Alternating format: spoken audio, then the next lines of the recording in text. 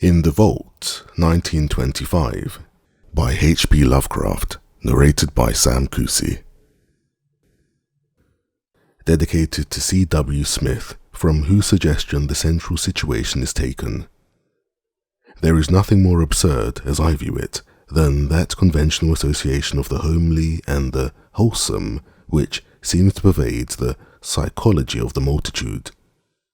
Mention a bucolic Yankee setting, a bungling and thick-fibred village undertaker, and a careless mishap in a tomb, and no average reader can be brought to expect more than a hearty, albeit grotesque, phase of comedy. God knows, though, that the prosy tale which George Birch's death permits me to tell has in its aspects besides which some of our darkest tragedies are light. Birch acquired a limitation and changed his business in 1881, yet never discussed the case when he could avoid it. Neither did his old physician, Dr. Davis, who died years ago. It was generally stated that the affliction and shock were results of an unlucky slip whereby Birch had locked himself for 9 hours in the receiving tomb of Peck Valley Cemetery, escaping only by crude and disastrous mechanical means. But while this much was undoubtedly true, there were other and blacker things which the man used to whisper to me in his drunken delirium toward the last. He confided in me because I was his doctor, and because he probably felt the need of confiding in someone else after Davis died. He was a bachelor, wholly without relatives. Birch before 1881 had been the village undertaker of Peck Valley, and was a very calloused and primitive specimen, even as such specimens go.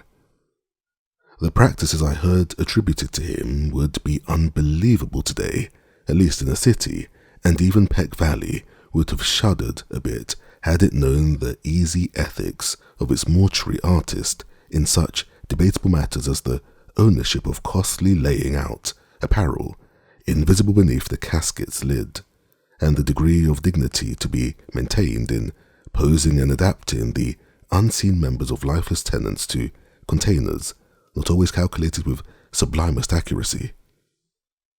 Most distinctly, Birch was lax, insensitive, and professionally undesirable.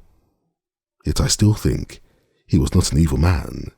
He was merely crass of fibre and function, thoughtless, careless, and liquorish, as his easily avoidable accidents proves, and without that modicum of imagination which holds the average citizen within certain limits fixed by taste. Just where to begin Birch's story I can hardly decide, since I am no practised teller of tales. I suppose one should start in the cold December of 1880, when the ground froze and the cemetery delvers found they could dig no more graves till spring. Fortunately, the village was small and the death rate low, so that it was possible to give all of Birch's inanimate charges a temporary haven in the single antiquated receiving tomb. The undertaker grew doubly lethargic in the bitter weather, and seemed to outdo even himself in carelessness. Never did he knock together flimsier and ungainlier caskets, or disregard more flagrantly the needs of the rusty lock on the tomb door, which he slammed open and shut with such nonchalant abandon. At last the spring thaw came, and graves were laboriously prepared for the 9 silent harvests of the grim reaper which waited in the tomb. Birch, though dreading the bother of removal and interment, began his task of transference one disagreeable April morning, but ceased before noon because of a heavy rain that seemed to irritate his horse, after having laid but one mortal tenement to its permanent rest. That was Darius Peck, the nonagenarian whose grave was not far from the tomb. Birch decided that he would begin the next day with little old Matthew Fenner, whose grave was also nearby, but actually postponed the matter for 3 days not getting to work till Good Friday, the 15th. Being without superstition, he did not heed the day at all, though ever afterward he refused to do anything of importance on that fateful 6th day of the week. Certainly, the events of that evening greatly changed George Birch. On the afternoon of Friday, April 15th, then, Birch set out for the tomb with horse and wagon to transfer the body of Matthew Fenner. That he was not perfectly sober he subsequently admitted, though he had not then taken the wholesale drinking by which he later tried to forget certain things. He was just dizzy and careless enough to annoy his sensitive horse, which, as he drew it viciously up at the tomb, neighed and pawed and tossed its head, much as on that former occasion when the rain had vexed it. The day was clear, but a high wind had sprung up, and Birch was glad to get to shelter as he unlocked the iron door and entered the side hill vault. Another might not have relished the damp, odorous chamber with the 8 carelessly placed coffins, but Birch in those days was insensitive and was concerned only in getting the right coffin for the right grave. He had not forgotten the criticism aroused when Hannah Bixby's relatives, wishing to transport her body to the cemetery in the city whither they had moved, found the casket of Judge Capwell beneath her headstone. The light was dim, but Birch's sight was good, and he did not get Asaph Sawyer's coffin by mistake, although it was very similar.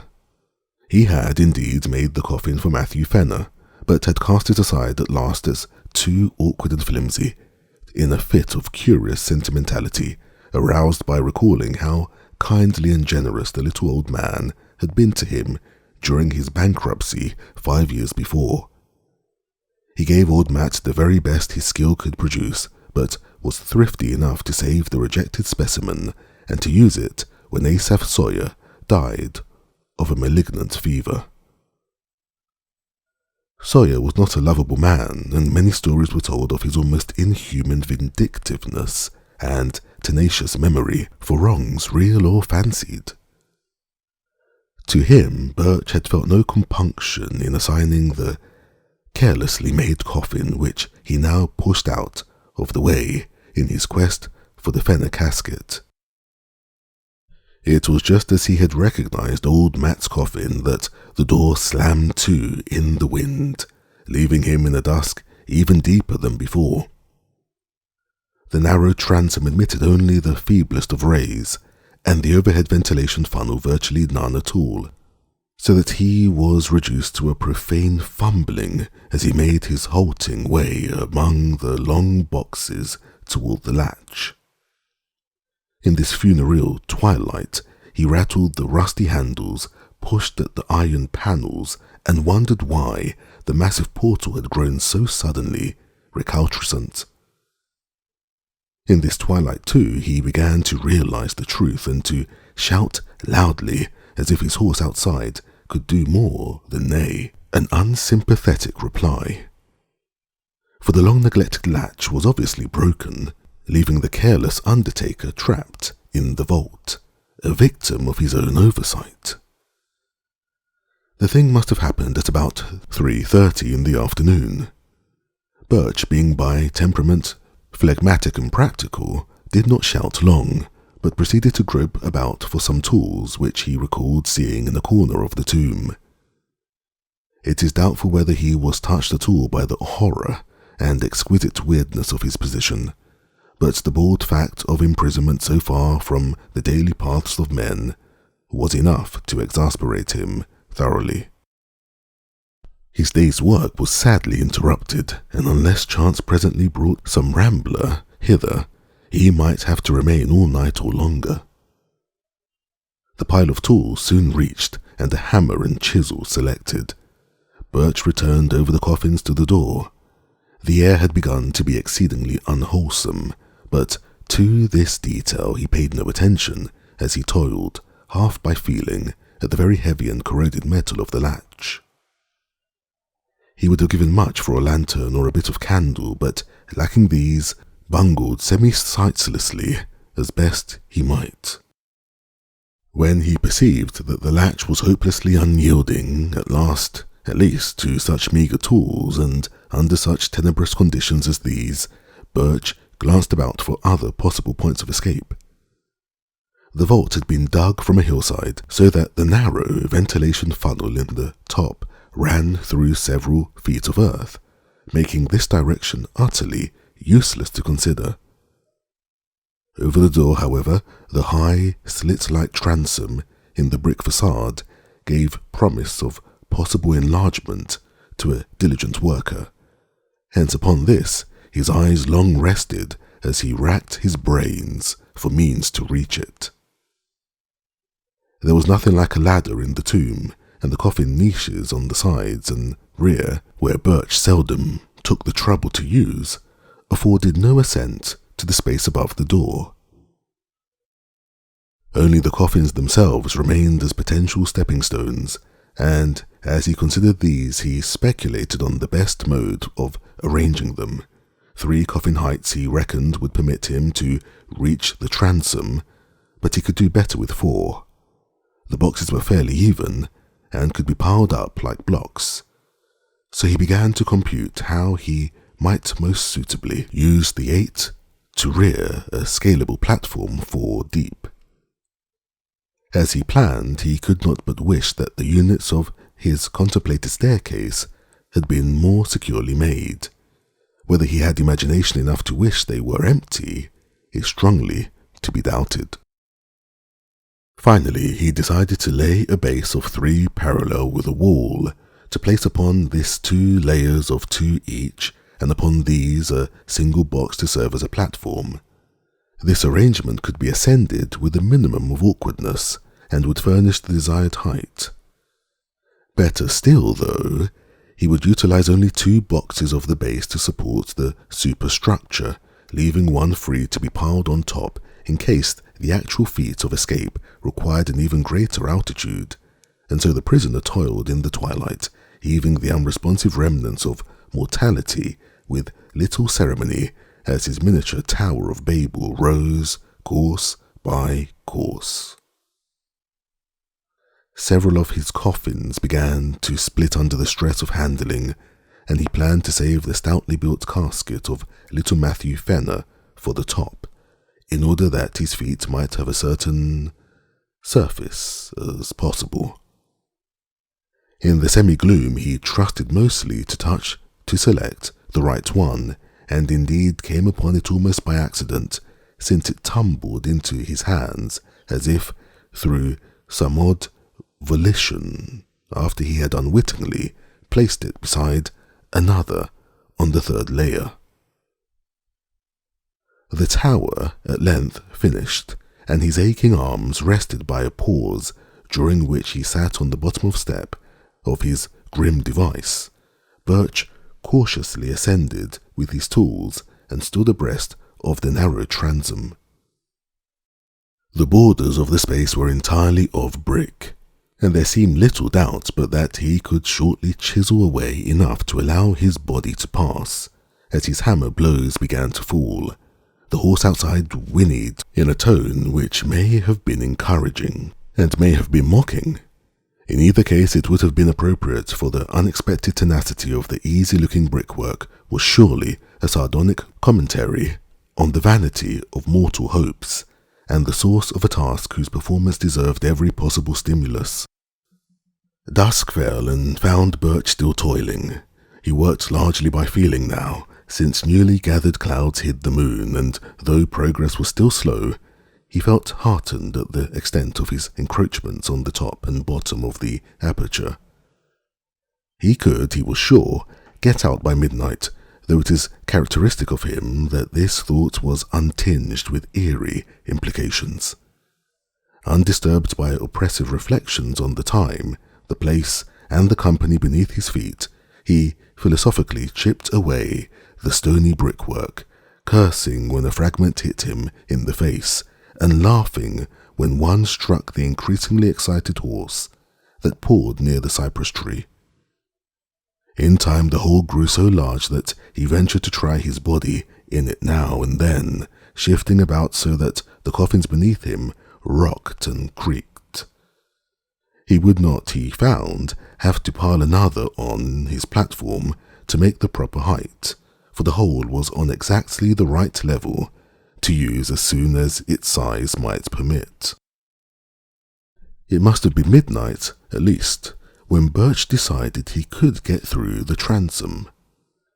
Tired and perspiring despite many rests, he descended to the floor and sat a while on the bottom box to gather strength for the final wriggle and leap to the ground outside. The hungry horse was neighing repeatedly and almost uncannily, and he vaguely wished it would stop. He was curiously unelated over his impending escape, and almost dreaded the exertion, for his form had the indolent stoutness of early middle age. As he remounted the splitting coffins, he felt his weight very poignantly, especially when, upon reaching the topmost one, he heard that aggravated crackle which bespeaks the wholesale rending of wood. He had, it seems, planned in vain when choosing the stoutest coffin for the platform, for no sooner was his full bulk again upon it than the rotting lid gave way, jouncing him 2 feet, down on a surface which even he did not care to imagine. Maddened by the sound or by the stench which billowed forth even to the open air, the waiting horse gave a scream that was too frantic for a neigh and plunged madly off through the night, the wagon rattling crazily behind it. Birch, in his ghastly situation, was now too low for an easy scramble out of the enlarged transom, but gathered his energies for a determined try. Clutching the edges of the aperture, he sought to pull himself up, when he noticed a queer retardation of the form of an apparent drag on both his ankles. In another moment he knew fear for the first time that night, for, struggle as he would, he could not shake clear of the unknown grasp which held his feet in relentless captivity. Horrible pains as a savage wound shot through his calves, and in his mind was a vortex of fright mixed with an unquenchable materialism that suggested splinters, loose nails, or some other attribute of a breaking wooden box. Perhaps he screamed. At any rate, he kicked and squirmed frantically and automatically, whilst his consciousness was almost eclipsed in a half-swoon. Instinct guided him in his wriggle through the transom and in the crawl which followed his jarring thud on the damp ground. He could not walk, it appeared, and the emerging moon must have witnessed a horrible sight as he dragged his bleeding ankles toward the cemetery lodge, his fingers clawing the black mould in brainless haste, and his body responding with that maddening slowness from which one suffers when chased by the phantoms of nightmare. There was evidently, however, no pursuer, for he was alone and alive when Armington, the lodgekeeper, answered his feeble clawing at the door. Armington helped Birch to the outside of a spare bed and sent his little son Edwin for Dr. Davis. The afflicted man was fully conscious, but would say nothing of any consequence, merely muttering such things as, "Oh, my ankles, let go," or "shut in the tomb." Then the doctor came with his medicine case and asked crisp questions and removed the patient's outer clothing, shoes and socks. The wounds, for both ankles were frightfully lacerated about the Achilles tendons, seemed to puzzle the old physician greatly, and finally almost to frighten him. His questioning grew more than medically tense, and his hands shook as he dressed the mangled members, binding them as if he wished to get the wounds out of sight as quickly as possible. For an impersonal doctor, Davis's ominous and awe-struck cross-examination became very strange indeed, as he sought to drain from the weakened undertaker every least detail of his horrible experience. He was oddly anxious to know if Birch were sure, absolutely sure, of the identity of that top coffin of the pile. how he had chosen it, how he had been certain of it as the Fenner coffin in the dusk, and how he had distinguished it from the inferior duplicate coffin of vicious Asaph Sawyer. Would the firm Fenner casket have caved in so readily? Davis, an old-time village practitioner, had of course seen both at the respective funerals, as indeed he had attended both Fenner and Sawyer in their last illnesses. He had even wondered at Sawyer's funeral how the vindictive farmer had managed to lie straight in a box so closely akin to that of the diminutive Fenner. After a full 2 hours, Dr. Davis left, urging Birch to insist at all times that his wounds were caused entirely by loose nails and splintering wood. What else, he added, could ever in any case be proved or believed? But it would be well to say as little as could be said, and to let no other doctor treat the wounds. Birch heeded this advice all the rest of his life till he told me his story, and when I saw the scars, ancient and whitened as they were then, I agreed that he was wise in doing so. He always remained lame, for the great tendons had been severed out, but I think the greatest lameness was in his soul. His thinking processes, once so phlegmatic and logical, had become ineffaceably scarred, and it was pitiful to note his response to certain chance allusions such as Friday, tomb, coffin, and words of less obvious concatenation. His frightened horse had gone home, but his frightened wits never quite did that. He changed his business, but something always preyed upon him. It may have been just fear, and it may have been fear mixed with a queer belated sort of remorse for bygone crudities. His drinking, of course, only aggravated what it was meant to alleviate. When Dr. Davis left Birch that night, he had taken a lantern and gone to the old receiving tomb. The moon was shining on the scattered brick fragments and marred facade, and the latch of the great door yielded readily to a touch from the outside. Stilled by the old ordeals, in dissecting rooms, the doctor entered and looked about, stifling the nausea of mind and body that everything in sight and smell induced. He cried aloud once, and a little later gave a gasp that was more terrible than a cry. Then he fled back to the lodge and broke all the rules of his calling by rousing and shaking his patient and hurling at him a succession of shuddering whispers that seared into the bewildered ears like the hissing of vitriol. It was Asaph's coffin, Birch. Just as I thought.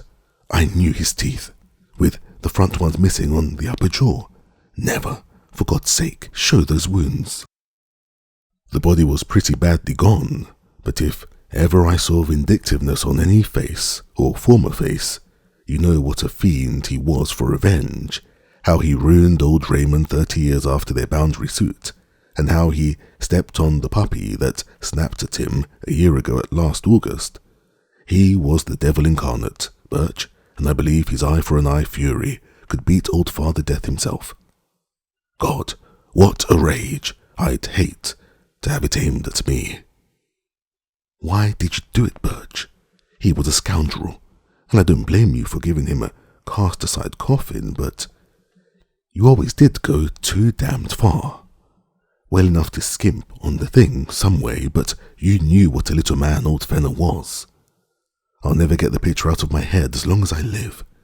You kicked hard for Asaph's coffin, was on the floor. His head was broken in, and everything was tumbled about. I've seen sights before, but there was one thing too much here.